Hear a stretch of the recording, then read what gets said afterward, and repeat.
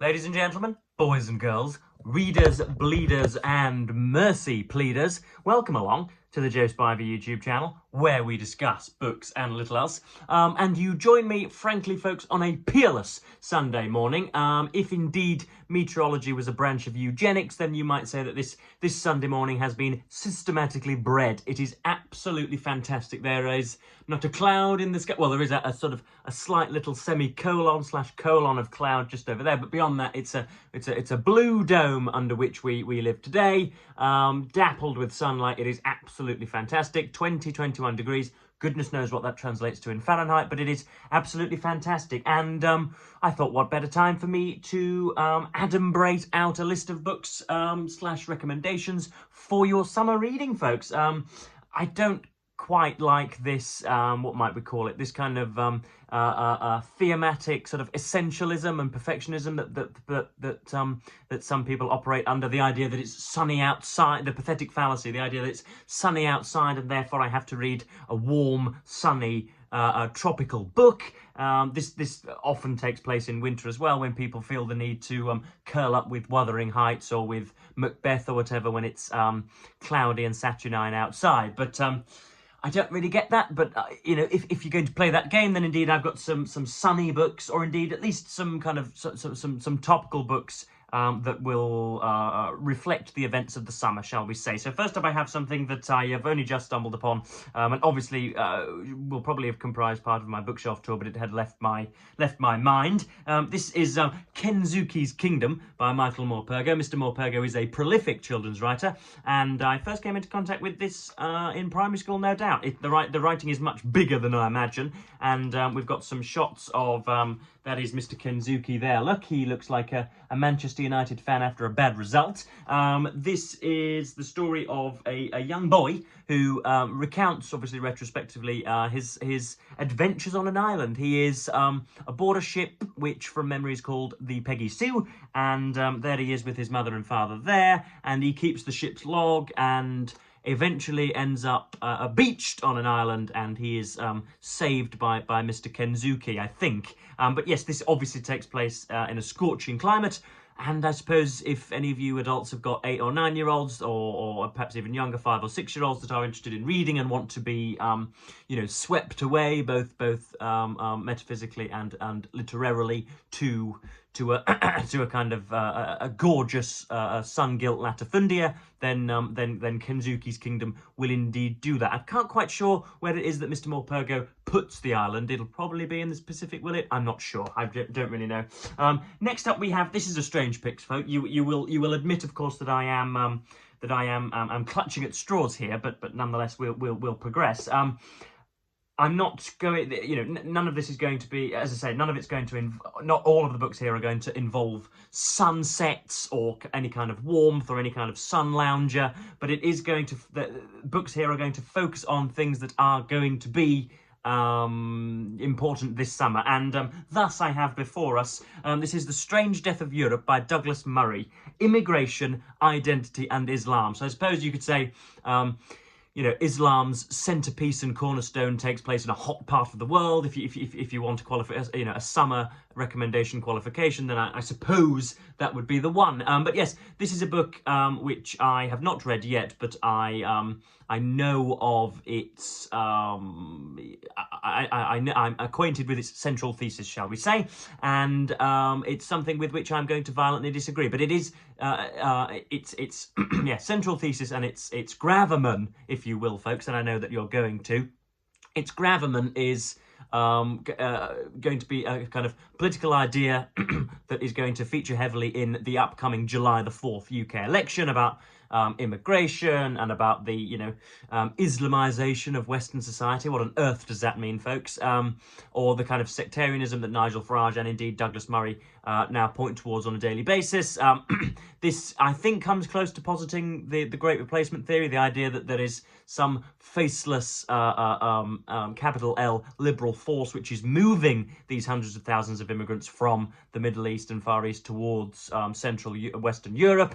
That is not, of course, the case, that is because we have blundered in that part of the area and have dislocated and we've dislocated very many millions who are all following us back home, as it were. But anyway, I'm sure, Mr. Murray's a respected intellectual and quite a tasty writer. So I'm sure this will figure in my summer's reading at some point, even if it's just for kind of intellectual, argumentative fodder around the dinner table. Next up, we have Henry James's Portrait of a Lady, which is, I think, James's most notable work. I suppose The Bostonians is up there as well, and is The Turn of the Screw from Henry James as well? Possibly. Is that a ghost story? Possibly. That might well be his most notable work and most famous work. But nonetheless, this features my favourite literary character, ladies and gentlemen, Henrietta Stackpole, who is the by turns rebarbative, but by terms kind of endearingly charismatic and irreverent young journalist from America who comes and, what should we say, trods on some of the reticent turf of Britain. But it takes place in many summer and spring garden parties in both Britain and America. And so there's some sunny semblance there for you all. This is my I've only read 2 Henry James works, so to call it my favourite is only to say that it is superior to 1, which is not a very good way of organising things. But yeah, I've got Washington Square down there, which I have reviewed. I've given its own space for review on this channel before. But yes, this is absolutely excellent. I really loved this. And Henrietta Stackpole comes at me anew every time that I do read it. This was secondhand, and so it's got some pre-cracked spinach, but we don't mind that. I will just take a very brief sip and yes, move on. So next we have this really does chime in with a booktube event that is taking place in June. This is Frank Herbert's science fiction fiefdom, Dune. This is absolutely excellent. I read this, I think, in maybe, it was pre-booktube, which is PB. I think I read this maybe 16 PB, and I was a little bit confused at first. It struck me as a little bit amateurish in its fertiloquence. It's shot through with prophecy and clairvoyance early on. It's got bits of spiritualism in there. It's got action in there. It's obviously got kind of filial hegemony in there. You've got the Harkonnens and the Atreides family, and this indeed, I think, is an event run primarily by Steve Donoghue and others, which is a booktube event entitled, I think it's Dune in June or something. Of course, you guys across the pond mispronounce both Dune and June. Instead of sort of maturely wrapping your mouth around the phrase by saying Dune with an E, a W and an N, you liken it to goon. So you say Dune in June, which is a very funny way of doing it, but I guess that's human difference at its finest. But yes, this is, how long is this? This is about 500-600 pages, and obviously takes place on a baking hot planet, Arrakis, and yeah, it's obviously where indeed melange is farmed. I'm not going to go into the minutiae of the plot and the world building because, of course, Mr. Steve has done so very propitiously on his channel, very informatively as per usual. Obviously, there have been 2 blockbusters recorded in this book's name, and the second of which I thought was on its own terms quite entertaining, but obviously not typically faithful to the book, I don't think. But nonetheless, it was something I thought it was enjoyable cinema, to be honest. I know that it was beset with flaws, but this is so often the case. 'Twas ever thus, folks. Sic transit gloria mundi. But yes, this obviously takes place on Dune, which is probably has an average temperature of about 300 degrees Celsius. So what could be a hotter book to read during the summer? Next up, we have 3 books that will, of course, pertain to the BookTube event that I will be championing, and indeed, I think, hosting on this channel throughout June, July, and August. That is A Summer in Sport, folks. So if you have ever exercised prejudice against a sport lover, if indeed you think that spending an afternoon drunken on the terraces of a football stadium or a baseball stadium or a golf course or a cricket ground is inherently worthless, then indeed you can, as it were, check your prejudice in the 21st century and make sure that you have skin in the game and can speak from experience and get some sporting reading done. So first up we have Matt Rendell's biography of the death of Marco Pantani. It's a biography of Pantani and obviously features his death. He was an Italian talismanic Svengali-esque cyclist of the 90s. He obviously adheres to all of those Italian archetypes of flamboyance and razzmatazz and, careless attacking rather than sort of shrewd discernment. He would rather, in a French way as well, rather exude panache as opposed to sort of winning in a boring fashion. He'd rather go out in a blaze of glory. But of course he was, or at least much of his success was indeed fueled by performance-enhancing drugs, and so do with that what you will, folks. It is a great cloud that's a great enduring cloud that seems to have a peculiar stamina over this scene of professional cycling, and is something that we need to work against. And unfortunately, the new Netflix documentary of the new Netflix advertisement of the Tour de France documentary didn't really do away with that, and has disappointed the community. But anyway, so this will be. I mean, it's pretty thin, but I'm sure I'll be getting through this for a summer in sport. Next up, we have this is by Tyler Hamilton and Daniel Coyle. This is The Secret Race. This is the story of Tyler Hamilton, who was for a short time the loyal lieutenant of Lance Armstrong, and talks about his journey towards immorality and depravity when, again, in the mid-90s, when performance-enhancing drugs, in particular erythropoietin, were particularly strong. Of course, you guys over in America who have sports all to yourself, you have American football and basketball and baseball and things which are sort of curiously absent elsewhere in the world. We're sort of getting to know the NFL quite well over here in this country, but beyond that, it's a minority interest. But you have skin in this game. You have Lance Armstrong, who is the great red-eyed daguerreotype and demagogue of professional cycling, and he indeed hailed from the Lone Star State of Texas. So I'm sure everybody will have heard of Lance Armstrong, and this is the story of Tyler Hamilton, who was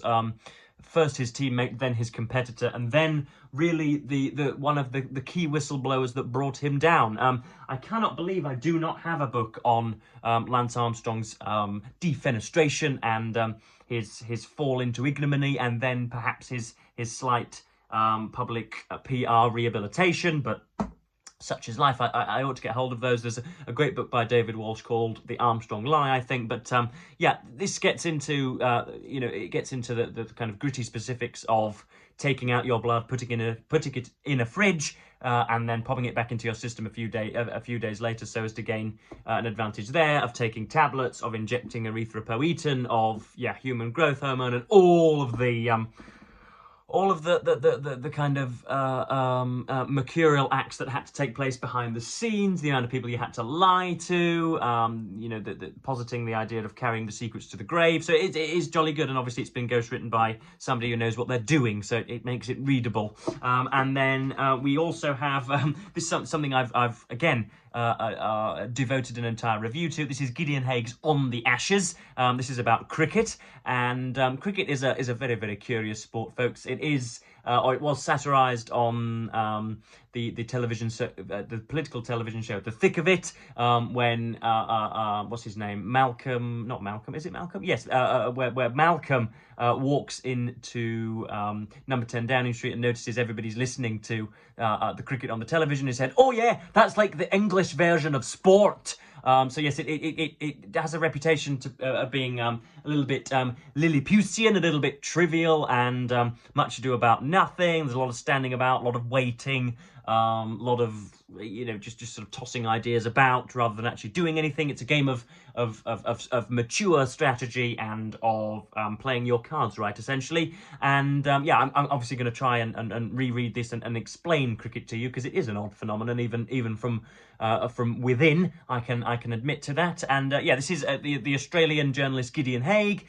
who essentially just compiles many of his articles, both historical and contemporary, about the Ashes, which is a biennial, I want to use the word biennial, match or series of matches between England and Australia in the various backyards of those two countries. And nothing quite stirs the soul, and nothing quite gets one out of one's deck chair quite like an Ashes series. So yes, I'm sure if I won't reread this, then I will dedicate a video to explaining cricket to you, because the amount of people I have said that sort of, question its entertainment value or just watch the screen and have no idea what is going on, I think I owe it to you all to explain. And then last but not least, we have, again, something that I've devoted an entire series to. We have Fiona. These really are recommendations rather than any kind of prospective reading list. This is Fiona McCarthy's Byron, Life and Legend, and much of this takes place in, or covers Byron's tracks in Portugal, Spain, Greece, Turkey, and of course the coattails of literary London, and is absolutely excellent. It's obviously it's a big blighter. It's about 700 or 800 pages, but yeah, lots of it takes place in a sunny climate, and that seems to be the prerequisites for summer reading. So I think that just about covers for me for today, folks. I won't be reading many of the books that I have just shown you, because they are, as I say, recommendations rather than anything that I'm set out to read. But I thought they nonetheless merited featuring in this book. So do tell me, let me know down below what indeed you are reading this summer, whether you'll be participating in A Summer in Sport or Dune in Dune. That would be all very good to hear. So yes, I am going to go out and enjoy this absolutely peerless Sunday morning / afternoon. And thank you ever so much for watching BookTube, and say goodbye.